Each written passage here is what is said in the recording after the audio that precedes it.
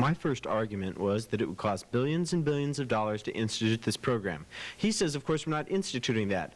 But, of course, his evidence says if we had full industrialization, we would employ this many people. But to get full industrialization, we have to spend billions and billions of dollars.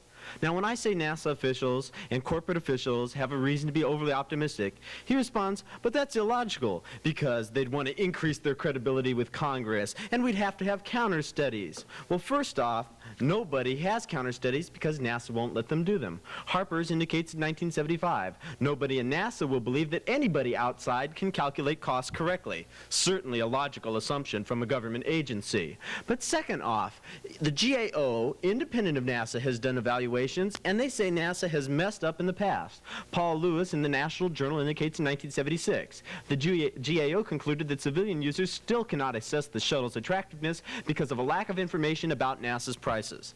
Now, he argues down below that government acts irrationally, but how that distinguishes NASA and a private company who stands to get billions of dollars from, irrationality is clearly not understandable. He says we can't be blind to higher goals, and I agree, we shouldn't be blind to higher goals, but we shouldn't pump in billions of dollars that we could be using for other things before we know that we're going to have some concrete benefits. My next argument dealt with the benefits being useless. He says, but the dams would then be able to decrease the amount of water available, and the people could take covers in the hills. Well, first off, you're still going to have to evacuate the people because there's the threat that the dam doesn't work.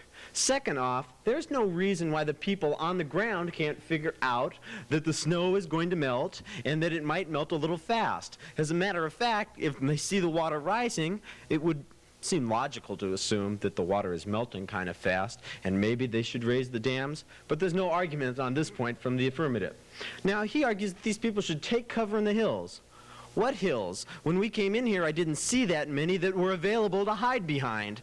In terms of the LA example, I said these people would never be able to get out of town. Trying to get home from USC at 5 o'clock in the afternoon is ridiculous. It would be even more ridiculous trying to get 4 million people out of the city before a tidal wave came in crashing down. What we'd have is massive panic. Now, I argued the next argument that the aliens might not be beneficial and everything. Well, he says several things. First thing he says is that we don't know they're there. But I argued lots of people have seen them. The President of the United States says he has seen a flying saucer. And I think, well, I don't agree with Jimmy Carter's politics. I think he's a pretty credible individual. And if he says he saw a flying saucer, he saw something. And now, the next thing he argues is, well, then we could increase our technology and we would be able to protect ourselves.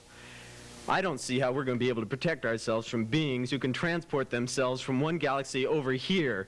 What are we going to do it with? Nuclear weapons? Certainly they wouldn't work against those people.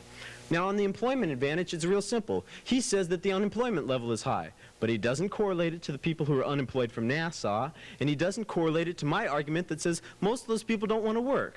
I give myself as the example. I would rather sit at home and watch all my children at noon than go out and get a job and be able to go to the movies that night. It's just that simple. The people don't want a job, and there's no reason that we should pump billions of dollars in just to get jobs until we know we're going to have concrete benefits.